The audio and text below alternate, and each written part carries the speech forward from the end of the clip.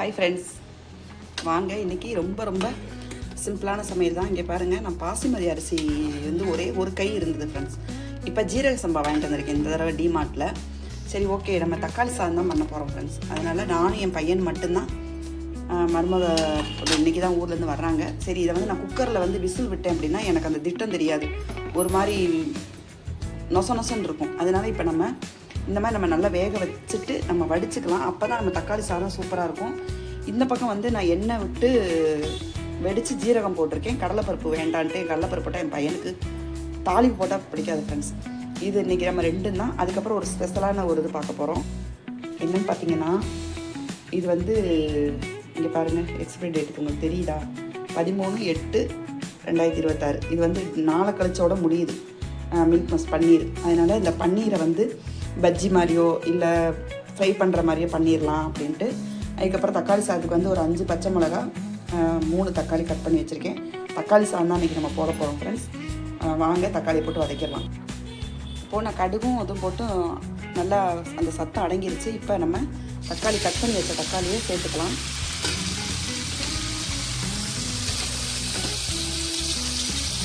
இது ஒரு 5 நிமிஷம் வேகணும் ஃப்ரெண்ட்ஸ்.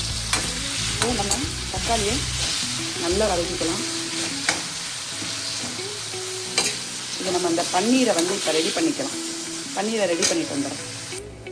இப்போது நான் கட் பண்ணி வச்சுருக்கிற இங்கே பாருங்கள், இந்த ஸ்லைஸ் நம்ம எப்படி வேணாலும் ஸ்லைஸ் போட்டுக்கலாம், நமக்கு ஏற்ற மாதிரி தான். இது போட்டால் உங்களுக்கு எண்ணெயில் பொரிக்கும் போது நல்லா வரும். இந்த ஸ்லைஸாக அப்படி கட் பண்ணிவிட்டு தண்ணியில் போட்டுக்கங்க. ஏன்னா பன்னீர் வந்து நம்ம ரொம்ப நாள் வாங்குறதுக்கு முன்னாடியும் ஃப்ரிட்ஜில் இருந்திருக்கும், இப்போ நம்ம வாங்கினதுக்கப்புறமும் ஃப்ரிட்ஜில் வச்சுருப்போம். அதனால் இது இப்படி ஒரு நல்ல 5 நிமிஷம் ஊறினோன்னே நான் வந்து இப்போ கலந்துட்டு வந்துடுவோம் ஃப்ரெண்ட்ஸ். அதாவது இதுக்கு வந்து நான் வந்து பஜ்ஜி மாதிரி தான் போட போகிறேன். கடல மாவு, அதுக்கப்புறம் அரிசி மாவு, கார்ன்ஃப்ளவர் மாவு, உப்பு, மிளகாய் பொடி, இது தான் போட போகிறேன். வீடெல்லாம் ஓரளவுக்கு க்ளீனிங் வேலை முடிஞ்சது ஃப்ரெண்ட்ஸ். அதாவது இந்த ஃபேன் துடைக்கிறது, ஏசி துடைக்கிறது, பரணியிலேருந்து நம்ம இறக்குறது, அதெல்லாம் நம்ம கழித்து அதெல்லாமே முடிஞ்சது ஃப்ரெண்ட்ஸ். இனிமேல் நாளைக்கு ஆடி அமாவாசை பண்டிகை முடிஞ்சதுக்கப்புறம் முன்னாடி மாதிரிலாம் என்னால் வேலை பார்க்க முடியாது இல்லையா. ஒரு நாள் க்ளீன் பண்ணால் மறுநாள் கொஞ்சம் ரெஸ்ட் எடுத்துகிட்டு மறுநாள் தான் நான் வேலை பார்க்குறேன். அந்த மாதிரி கொஞ்சம் இங்கே பாருங்கள், இப்போது அப்படியே தான் இருக்கும், எதுவும் நினச்சிக்காதீங்க. இப்போ இந்த டிவி ஸ்டாண்ட்லாம் பாருங்களேன், எல்லாம் எடுத்து ஃபுல்லாக அலம்பி நான் உள்ளே வச்சுருக்கேன். இப்போ இதை நான் செட் பண்ணதுக்கப்புறம் சொல்கிறேன். இன்றைக்கி இந்த வேலை நான் பார்க்கல ஃப்ரெண்ட்ஸ். இங்கே பாருங்கள், எல்லாத்தையும் எடுத்து அப்படியே வச்சுருக்கேன். இதெல்லாமே இந்த 2 நாள் கழித்து இந்த டிவி ஸ்டாண்டு துடைக்கிறது, அப்புறம் இங்கே பாருங்கள் இந்த வேலையெல்லாம் முடிஞ்சது ஃப்ரெண்ட்ஸ்.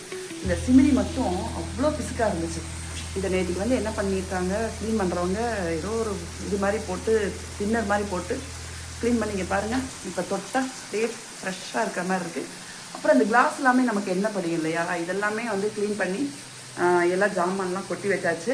இது அடுத்து என்ன பண்ணுவேன்னா, இதுன்னு ஒரு 10 நாள் இருக்குல்ல வரலட்சுமி நமக்கு, இதெல்லாம் கொஞ்சம் ஜாமான்லாம் தீந்தும், அதுக்கப்புறம் நான் ஃபில் பண்ணிடுவேன். அந்த மாதிரி ஓரளவுக்கு இந்த வேலை முடிஞ்சுது ஃப்ரெண்ட்ஸ். இனிமேல் வந்து பூஜை வேலை, அதுக்கப்புறம் ஜன்னல் வேலை, இந்த மாதிரி வேலை தான் இருக்குது. இந்த டோர் மட்டும் பார்த்துக்கோங்க, ஜன்னலை. இந்த ஜன்னலுக்கு வந்து நான் பின்னாடி துணி போட்டிருப்பேன். அது ஏன் போட்டிருக்கேன் அப்படின்னா, வெளிச்சம் ஓவராக வரும். நம்ம விளக்கேற்றினா கூட சுள்ளுன்னு முகத்தில் வெயில் அடிக்கும், அது என்ன ஒரு மாதிரி இருக்கும். அதனால நான் துணி போட்டு இந்த ஊக்க போட்டு, ஏன்னா ஜன்னல் கம்பி இருக்கிறனால நான் ஊக்கு போட்டு துணி போட்டு வச்சுருக்கேன் ஃப்ரெண்ட்ஸ். இது வந்து எனக்கு ரொம்ப சிரமமாக இருக்குன்ட்டு இப்போ இதை என்ன பண்ண சொல்லியிருக்கோம், நாங்கள் ப்ளைவுட் மாதிரி அடித்து இந்த நம்ம கீழே முருகன் படம் அதெல்லாம் வச்சு விளக்கேற்றுவேன் இல்லையா, இதெல்லாம் இந்த ஸ்லாபில் வச்சு பார்க்குறதுக்கு ஒரு 4 நாளில் வர்றாங்க. அப்போ எப்படி நமக்கு தூசி ஆகத்தான் செய்யும் இல்லையா, அப்போ நம்ம ஒரே இதாக க்ளீன் பண்ணிக்கலாம் எல்லாமே. ஏன்னா க்ளீன் பண்ணிவிட்டு அவங்க வந்து ஆணி அடித்தாலோ அந்த கிரில் போட்டு இது பண்ணும்போது நமக்கு எல்லாம் திரும்ப ஜன்னல் எல்லாமே தூசி ஆகிடும். அதனால தான் இதை நான் பெண்டிங்கில் வச்சுருக்கேன். அவங்க வந்து முடிச்சதுக்கப்புறம் இதெல்லாம் பார்த்துக்கலாம்னு சொல்லிட்டு. அதனால் ரொம்ப டயர்டாக இருக்குது. முதல் நாள் வேலை பார்த்தோம்னா மறுநாள் ரொம்ப டயர்டாக இருக்குது ஃப்ரெண்ட்ஸ். அதனால் ஓகே, நானும் என் பையனும் தான் சரி தக்காளி சாதம் மாதிரி பண்ணுறேன்ப்பான்னு. ஓகேம்மா பண்ணுங்க. நானே தக்காளி சாதத்துக்கு பன்னீரும் வச்சா சூப்பராக சாப்பிட்ருவார். அதனால் இப்போ இதை பண்ணிகிட்ருக்கேன். இப்போ சாதம் வெந்துருச்சான்னு பார்க்கலாம். ஸ்டாண்டு தான் வைப்பேன் ஃப்ரெண்ட்ஸ். ஸ்டாண்டெல்லாம் எடுத்து தொடச்சி எல்லாம் மேலே வச்சுட்டேன். இன்னும் இது ஒரு நிமிஷம் இருக்கணும். ஆல்மோஸ்ட் வெந்துருச்சு, இன்னும் 1 நிமிஷம் இருக்கணும். அதனால் இந்த ஸ்டாண்டு எல்லாமே அலம்பியிருக்கேன். இங்கே பாருங்கள், இதெல்லாமே அலம்பி ஃபுல்லாக அப்படியே இன்னும் ஒரு வாரத்துக்கு அப்படியே இருக்கும் ஃப்ரெண்ட்ஸ். அதுக்கப்புறம் தான் இது எல்லாமே சரியாகும். இப்போ இது நல்லா இன்னும் ஒரு 5 நிமிஷம் வதங்கட்டும், பார்க்கலாம். நான் சாதத்தை வடிச்சிட்டு வந்துடுறேன். இப்போது இது நல்லா வதங்கிடுச்சு ஃப்ரெண்ட்ஸ். இப்போ இதுக்கு நம்ம வந்து மஞ்சள் பொடியும் உப்பு சேர்த்துக்கலாம். உப்பு கம்மியாக போட்டுக்கோங்க, வேணும்னாலும் போட்டுக்கலாம். நான் எப்பயுமே அதான் சொல்லுவேன், உப்பு நம்ம நிறைய போட்டோம்னா அந்த இங்கே பாருங்கள், இன்றைக்கெலாம் நான் 2 பேருக்கு தான் செய்கிறேன். இதில் நம்ம எதையுமே மாற்ற முடியாது. சாதம் அதிகமாக போடணும், ஆனால் நம்ம அந்தளவுக்கு சாதம் வடிச்சிருக்கணும். இப்போ 4-5 பேருக்கு நம்ம சமைச்சோன்னா கொஞ்சம் உப்பு கூடிருச்சு, காரம் கூடிருச்சு அப்படின்னா கூட நம்ம அதை போட்டு மேட்ச் பண்ணிக்கலாம். இப்போ நாங்கள் 2 பேர் தான் சாப்பிட போகிறோம், 2 பேருமே ரொம்ப லிமிட்டடாக தான் சாப்பிட்றோம். அப்படிங்கும்போது உங்களுக்கு வந்து உப்பு கூடிருச்சு, காரம் கூடிச்சுன்னா கூட ஏதோ ஒரு தயிர் வெங்காயத்தை வச்சு கூட சாப்பிட்டுக்கலாம் ஃப்ரெண்ட்ஸ். ஆனால் உப்பு கூடிச்சுன்னா ஒன்றும் பண்ண முடியாது. அதனால் நீங்கள் உப்பு கம்மியாக போட்டுக்கோங்க. இப்போ இதுக்கு நான் காரப்பொடி போடலை, ஏன்னா பச்சை மிளகா 4-5 பச்சை மிளகா போட்டிருக்கேன். நம்ம பன்னீருக்குமே காரம் சேர்த்துருக்கோம். அதனால் இது வந்து நம்ம புதினா மட்டும் போட்டு வதக்கிக்கலாம். இன்றைக்கி நான் வெங்காயம் சேர்க்கலை.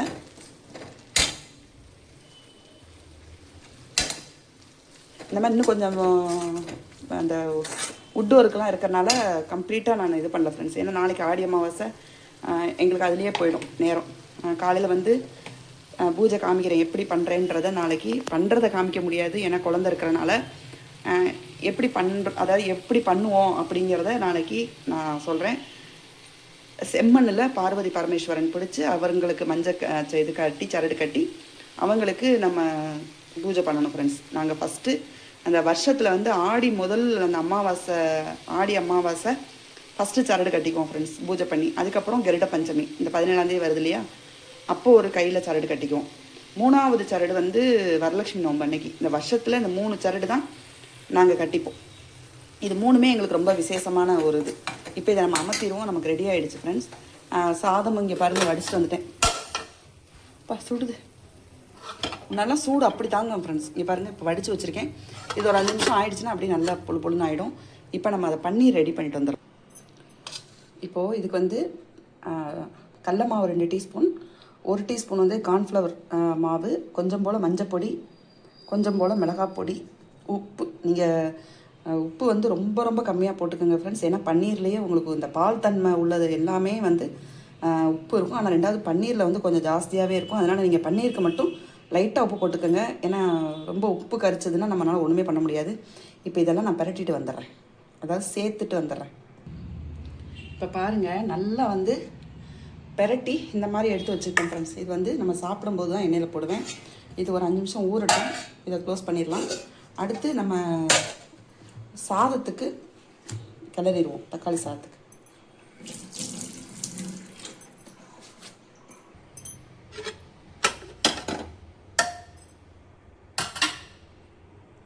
பாருங்கள், சாதம் எப்படி பொழுன்னு ஆகிடுச்சு. அப்படியே நீளமாக உடையாமல் சூப்பராக இந்த மாதிரி நம்ம நிறைய சாதம் வைக்கும்போது தெரியாது ஃப்ரெண்ட்ஸ். ஒரு விசில் விட்டுக்கலாம். ஆனால் இப்படி நம்ம 2 பேருக்கு, 1 பேருக்கு, ஒருத்தருக்கு அப்படிலாம் செய்யும்போது இப்படி வடிச்சிங்கன்னா இது சீக்கிரம் வெந்துடும் ஃப்ரெண்ட்ஸ். ஒரு 5 நிமிஷம் மட்டும் ஊற வச்சுட்டு நீங்கள் இது பண்ணிங்கன்னா சீக்கிரமே வெந்துடும். நம்ம வடிச்சிடலாம். அந்த காலத்துலலாம் நாங்கள் வடித்து தான் 1 படி 1.5 படி சாதம் வடிப்போம், ஆட்டுக்கல்லில் அரைப்போம். அதெல்லாம் இன்னொரு வீடியோவில் என்னுடைய வரலாற்றை சொல்கிறேன் ஃப்ரெண்ட்ஸ். இப்போ இதை நான் கிளறிட்டு வந்துடுறேன். இப்போ இதுக்கு தேவையான மல்லிப்பொடி கட் பண்ணி அலம்பி வச்சுருக்கேன்.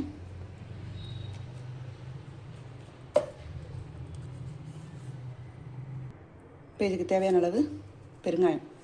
இப்போ இதை நல்லா கிளறிட்டு வந்துடுறேன். இப்போது நான் எல்லாம் கலந்துட்டு வந்துட்டேன் ஃப்ரெண்ட்ஸ். இங்கே பாருங்கள், ஒன்றோட ஒன்று உடையாமல் இருக்கும். அதே மாதிரி ரொம்ப உதிராகவும் இருக்காது. நம்ம சாப்பாடே வந்து கிளறும்போது உங்களுக்கு கொஞ்சம் ஒரு நிமிஷம் வெந்துட்டால் கூட நமக்கு தெரியாது. நம்ம இப்போ தக்காளி சாதத்துக்கு போடும்போது கரெக்டாக இருந்தால் தான். ஏன்னா தக்காளியும் வந்து கொஞ்சம் தண்ணி கொஜ்ஜு மாதிரி இருக்கு இல்லையா நம்ம கிளறும்போது. இதே மாதிரி நீங்கள் தேங்காய் சாதம், லெமன் சாதம், புளியோதரை இதுக்கெல்லாமே வந்து நீங்கள் ஒரு சுற்று வெந்துருச்சுனாலும், அதாவது ஒரு செகண்ட் நீங்கள் அதிகமாயிட்டாலும் பிரச்சனை இல்லை. நம்ம அந்த ட்ரையில் அந்த சாதத்தை போடும்போது உங்களுக்கு அது விரைச்சிக்கும், சூப்பராக இருக்கும். நீங்கள் அந்த மாதிரி கவலைப்பட வேண்டாம். இங்கே பாருங்கள், ஒரு சூப்பரான தக்காளி சாதம் ரெடி ஆகிடுச்சு. நம்ம பன்னீர் போடும்போது பார்க்கலாம். இன்றைக்கி நான் வெங்காயம் சேர்க்கலை ஃப்ரெண்ட்ஸ். ஏன்னா நாளைக்கு ஆடி அமாவாசைங்கிறனால. ஆடி அமாவாசை மாமியார் மாமனார் இருக்கிறவங்களுக்கு கணக்கு இல்லை. எங்களுக்கெல்லாம் மாமனார் மாமியாரும் இல்லை, அம்மா அப்பாவும் இல்லை. இப்போலாம் நினைக்கும் போது ரொம்ப கஷ்டமாக இருக்குது ஃப்ரெண்ட்ஸ். ஆனாலும் நம்ம செய்கிற கடமையை எப்போதும் போல் அவங்களுக்கு தர்ப்பணம் பண்ணுறதா இருக்கட்டும், போய் நம்ம மடத்தில் போய் செய்கிறதா இருக்கட்டும், நம்ம எப்பயுமே செஞ்சுட்டே இருக்கணும். அப்போ தான் நம்ம பிள்ளைங்களோட ஒரு இது வந்து வளர்ச்சியாக இருக்கட்டும், அவங்களுக்கு வந்து அந்த இது நமக்கு குழந்தைங்களுக்கும் கற்றுக் கொடுக்குற மாதிரி இருக்கும். ஓகே, நம்ம அம்மா அப்பா இப்படிலாம் பண்ணாங்கல்ல, நம்மளும் அடுத்து பண்ணணும் அப்படின்றது வர்ற சந்ததிகளுக்கு தெரியும். நம்ம இப்போ செய்கிறதே தெரிஞ்சிருக்கோம், ஆனாலும் இன்னும் கொஞ்சம் அவங்க தெரிஞ்சுக்குவாங்க. அதனால் என் பையனுக்கு மட்டும் எதுக்கு சொல்ல வரேன்னா, என் பையனுக்கு மட்டும் கொஞ்சம் இதுக்கு தொட்டுக்க தயிர் வெங்காயம் போடலான் இருக்கேன். நான் சாப்பிட மாட்டேன், நாளைக்கு அமாவாசைங்கனால இன்றைக்கே நான் வெங்காயம் சாப்பிட மாட்டேன் ஃப்ரெண்ட்ஸ். அதனால் நம்ம பன்னீர் பொரிக்கும் போது பார்க்கலாம். பாருங்கள் ஃப்ரெண்ட்ஸ், என் பையனுக்கு மட்டும் ஒரு சின்ன வெங்காயம், அதாவது பெரிய வெங்காயத்துலேயே இருக்கிற ரொம்ப சின்ன சைஸு. இப்போ சாப்பிட வந்தோடனே தயிர் வெங்காயம் அவருக்கு போட்டு கொடுத்துருவேன். நான் சாப்பிட மாட்டேன் தயிர் வெங்காயம். இப்போ இது என்ன நல்லா காஞ்சிருச்சு, நம்ம பன்னீர் போட்டுக்கோமா. ஒரு 5 நிமிஷம் ஊறுனா நல்லாயிருக்கும் ஃப்ரெண்ட்ஸ், அவ்வளோதான்.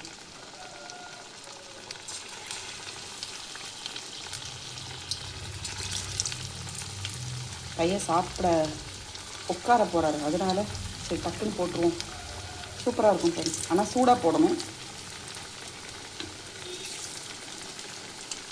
இது அப்படியே நீங்கள் சிம்மில் வச்சே வேக வைங்க, இல்லைன்னா டக்குன்னு கறியை ஒரு மாதிரி செவந்து போயிடும்.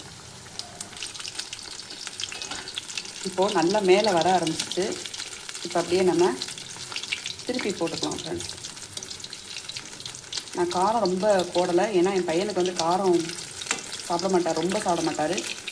அதனால் காரம் போடலை. இங்கே பாருங்கள் எண்ணெய் எவ்வளோ க்ளீனாக இருக்குன்ட்டு. இதில் உதிரில் பாருங்கள். ஏன் உதிரலைன்னா நம்ம நல்லா சேர்ந்த மாதிரி அந்த கொஞ்சம் கிரேவி இருக்கிற மாதிரி இது பண்ணியிருக்கோம், அதனால தான் உதிரலை. இதே நீங்கள் ரொம்ப ட்ரையாக போட்டிங்கன்னா உதிர்ந்துடும். இது நல்லா வேகட்டும். ஃபைனலாக நம்ம பார்த்துருவோமா. பன்னீர் ஃப்ரை பண்ணுறேன். இந்த பக்கம் ஒயிட் ரைஸ் தயிர் ஊற்றி சாப்பிட்றதுக்கு, இந்த பக்கம் ஒரு சூப்பரான தக்காளி சாதம், வெங்காயம் சாதம், இது வெங்காயம் தயிர் வெங்காயம். என் பையன் வந்து சாப்பிட உட்காந்துட்டாலே எனக்கு கைகாலெலாம் பதறிடும் ஃப்ரெண்ட்ஸ். வெங்காயத்துக்கு மட்டும் தயிர் ஊற்றி மட்டும் இது பண்ணிவிட்டு அவருக்கு சாப்பாடை போட்டுருவேன். ஓகே ஃப்ரெண்ட்ஸ், இதுதான் இன்றைக்கி நம்ம வீட்டில் சாப்பாடு. இந்த சமையல் உங்களுக்கு பிடிச்சிருக்குன்னு நினைக்கிறேன். பிடிச்சிருந்தா லைக் பண்ணுங்கள். Thank you friends.